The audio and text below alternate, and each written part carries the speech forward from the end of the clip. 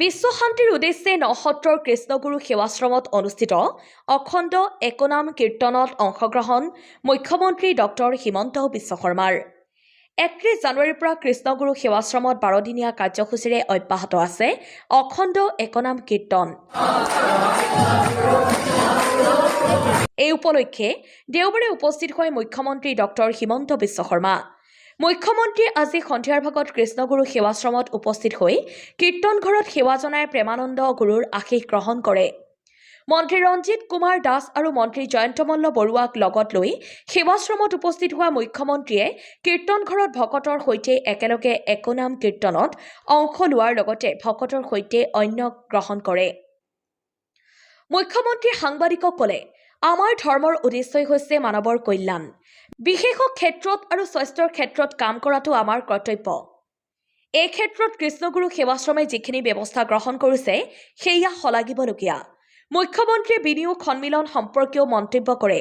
বিনিয়োগ সন্মিলিত প্ৰধানমন্ত্ৰী নৰেন্দ্ৰ মোদী, নিৰ্মলা সীতাৰমণ, ৰেল মন্ত্ৰী অশ্বিনী বৈষ্ণৱ, জ্যোতিৰাদিত্য সিন্ধিয়া, হৰদীপ সিং পুৰী আৰু পীযুষ গোৱেলকে ধৰি কেন্দ্ৰীয় মন্ত্ৰীসকল উপস্থিত থাকিব। ঝুমুৰ নৃত্যৰ বিশ্ব অভিষেক ছৈয়দ মন্তব্য মুখ্যমন্ত্ৰীৰ। অসমৰ চাহ উদ্যোগে এইবেলি 200 বছৰ অতিক্ৰম কৰিছে। এই উপলক্ষে চাহ উদ্যোগেৰে জড়িত শ্ৰমিকসকলৰ ঝুমুৰ জগত সভালৈ লৈ যাব বিচাৰিছে। কাৰণ আমি চাহ খাওঁ যদিও চাহ শ্ৰমিকৰ বিষয়ে আমি জানিব নোখোজো। প্ৰধানমন্ত্ৰীকে ধৰি বিভিন্ন দেশৰ ৰাষ্ট্ৰদূত আৰু বিনিয়োগকাৰীসকলৰ উপস্থিতিত ঝুমুৰ নৃত্যৰ এই অনুষ্ঠান চাহ বাগিচাৰ সংস্কৃতিৰ প্ৰতি এক জাতীয় স্বীকৃতি হ'ব। Bureau' report DY24 Assam.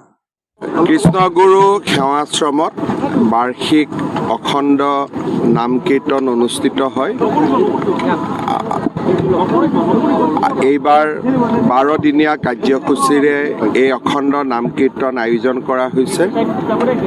অখণ্ড নাম কীৰ্তনত ভকতসকলৰ লগত একেলগে গুৰু আসনত সেৱা কৰি নিজকে পবিত্ৰ অনুভৱ কৰিলোঁ। কৃষ্ণগুৰু প্ৰভু ঈশ্বৰৰ প্ৰতি শ্ৰদ্ধাঞ্জলি জনালোঁ আৰু তাৰ লগতে গুৰু কৃষ্ণ প্ৰেমানন্দ প্ৰভুৰো আশীৰ্বাদ গ্ৰহণ কৰিলোঁ। অকণমান যিখিনি শিক্ষাৰ ক্ষেত্ৰত কৃষ্ণগুৰু সেৱাশ্ৰমে যিখিনি কাম কৰি আছে তাৰো অলপ বুজ ল'লোঁ। বিশেষকৈ বিশ্ববিদ্যালয় কৰ্তৃপক্ষৰ লগতো অলপ কথা পাতিলোঁ আৰু ভাত এমুঠি প্ৰসাদ হিচাপে যি ভকতসকলে একেলগে খায় এমুঠি অন্নও গ্ৰহণ কৰাৰ সৌভাগ্য হ'ল। আমাৰ নিৰ্মালী প্ৰসাদ মনটো ভাল লাগিলে। সকলোকে ধন্যবাদ জনাইছোঁ। ধৰ্মৰ মাজেৰে আচলতে সমাজ গঠন কৰিব পাৰিছে। চাওক, আমাৰ ধৰ্মৰ উদ্দেশ্য হৈছে মানৱতাৰ কল্যাণ, বিশেষকৈ শিক্ষা আৰু স্বাস্থ্য। এই দুটা ক্ষেত্ৰত কাম কৰাটো আমাৰ সকলোৰে কৰ্তব্য আৰু কৃষ্ণগুৰু সেৱাশ্ৰমে শিক্ষাৰ প্ৰসাৰৰ ক্ষেত্ৰত যিখিনি ব্যৱস্থা হাতত লৈছে সেইটো যথেষ্ট শলাগিবলগীয়া, প্ৰশংসনীয়। কাইলৈ আপুনি পুনৰ ছিংগাপুৰলৈ যাব। প্ৰস্তুতি কি ধৰণে আগবাঢ়িছে?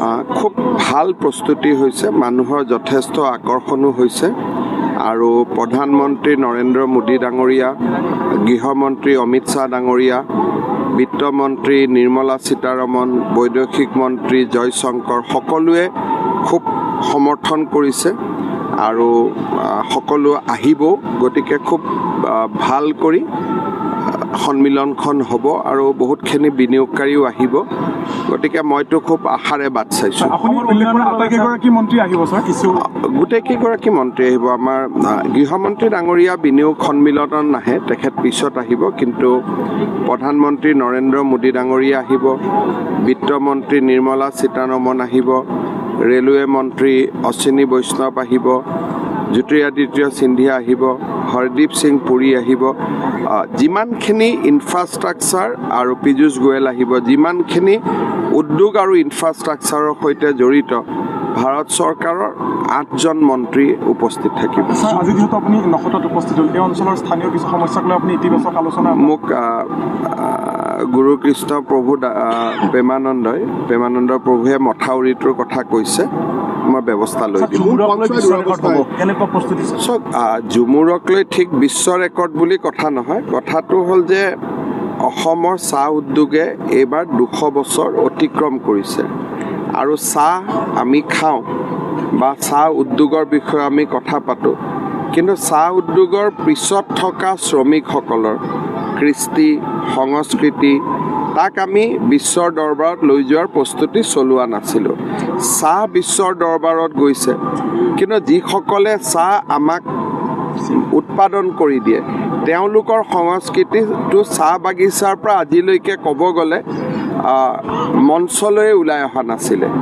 এইবাৰ আমি এটা প্ৰয়াস কৰিছোঁ আৰু প্ৰধানমন্ত্ৰী ডাঙৰীয়াই মোক নিজে ক'লে যে ময়ো আহিম। গতিকে মই আশা কৰিছোঁ আৰু সিদিনাখন দেশ বিদেশৰ এম্বেচেডৰসকল আহিব, বিভিন্ন উদ্যোগপতি আহিব। গতিকে মই ভাবোঁ যে যথেষ্ট এটা সুন্দৰ পৰিৱেশত আমি ঝুমুৰ নৃত্য পৰিদৰ্শন কৰাব পাৰিম আৰু ই চাহ বাগিচাৰ সংস্কৃতিৰ প্ৰতি এটা জাতীয় স্বীকৃতি হ'ব। Thank U.